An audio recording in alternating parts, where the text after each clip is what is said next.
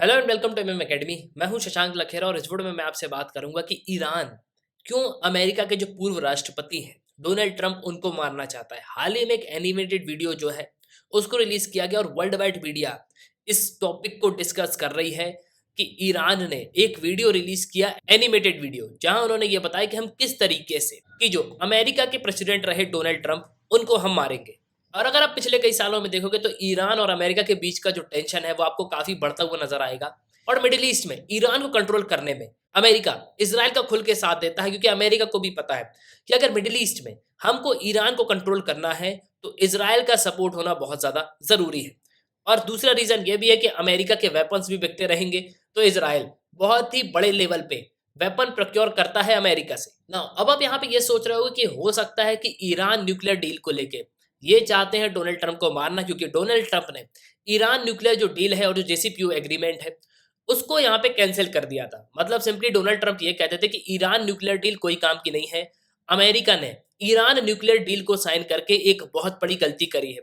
और Iran nuclear deal पे मैंने डिटेल जो है एक वीडियो जरूर बनाया है, आप सर्च करना और वो वीडियो आपको जरूर मिल जाएगा। और इस पे आर्टिकल भी है, animated video of drone strike on Donald Trump appears on Iran. तो हाल ही में ईरान के जो सुप्रीम लीडर है उन्होंने एक एनिमेटेड वीडियो जो है रिलीज किया।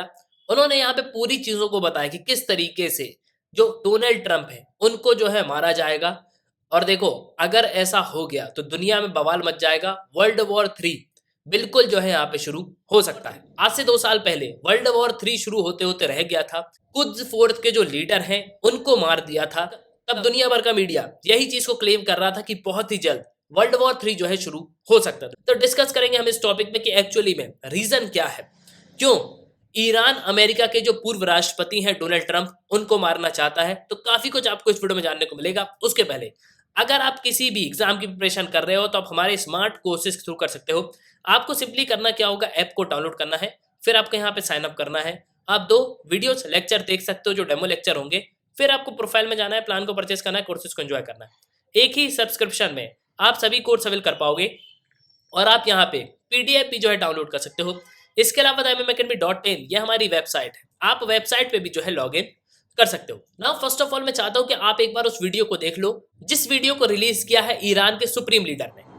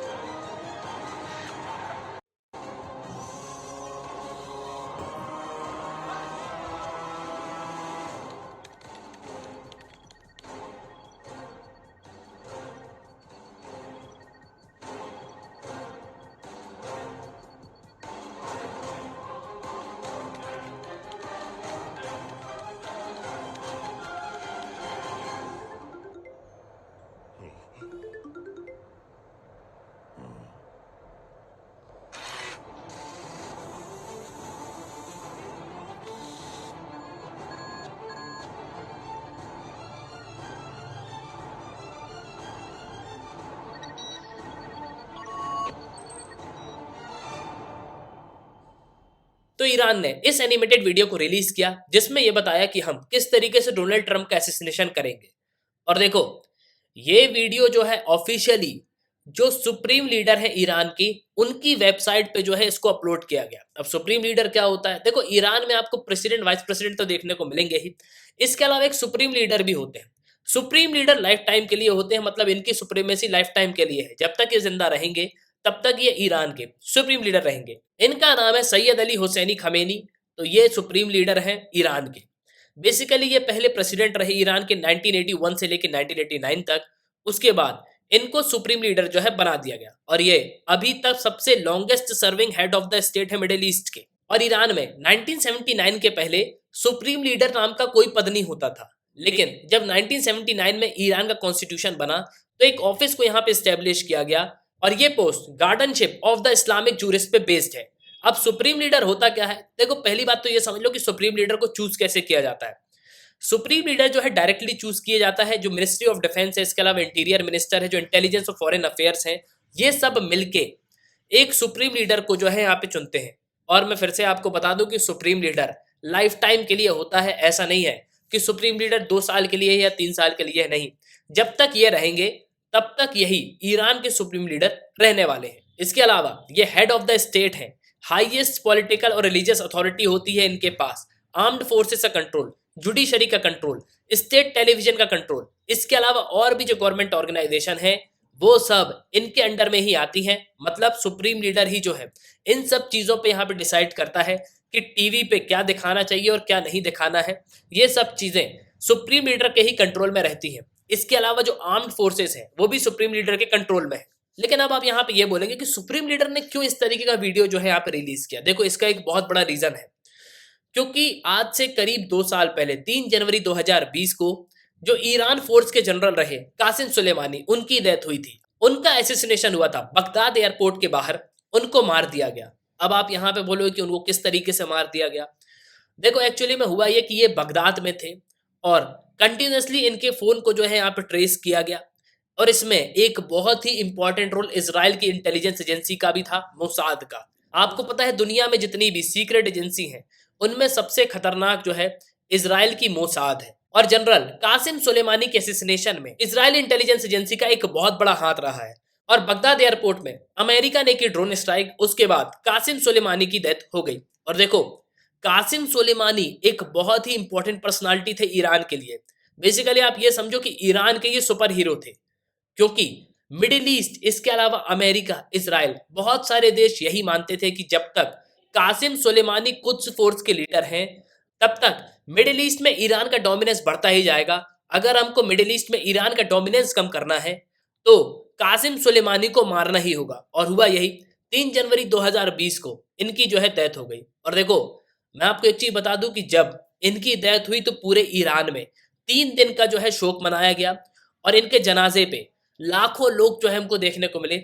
इसके अलावा ईरान के जो सुप्रीम लीडर हैं खुद उनके ताबूत को देख के रोने लगे थे। लेकिन अब आप यहाँ पे ये भी बोल सकते हो कि ड्रोन स्ट्राइक तो अमेरिका ने करी ना, इसमें इजराइल का क्या रोल है।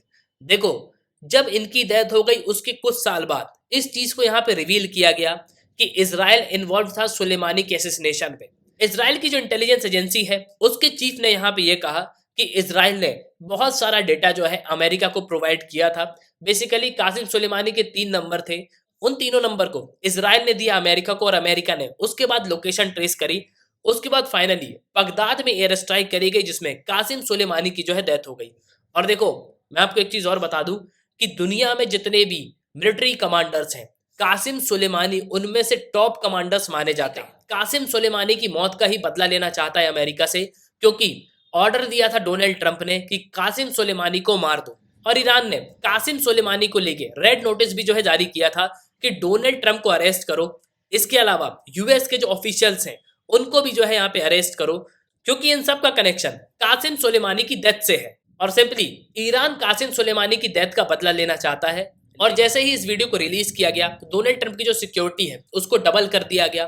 और मान लो अगर ईरान ने अटैक कर भी दिया डोनाल्ड ट्रंप के ऊपर तो बिल्कुल पॉसिबिलिटी है कि वर्ल्ड वॉर 3 जो है शुरू हो जाएगा, क्योंकि उसके बाद अमेरिका बहुत ही हैविली बॉम्बिंग कर सकता है ईरान के ऊपर। तो एट लास्ट आई होप कि आपको जो है इस वीडियो में काफी कुछ जानने को मिला होगा। अपने ओपिनियन कमेंट बॉक्स में जरूर कमेंट करना। क्या आपको सीरियसली लगता है कि ईरान इस तरीके के अटैक करने में कैपेबल है? इसी के साथ ये था इस वीडियो का सुनने के लिए बहुत बहुत धन्यवाद। जय हिंद, जय भारत।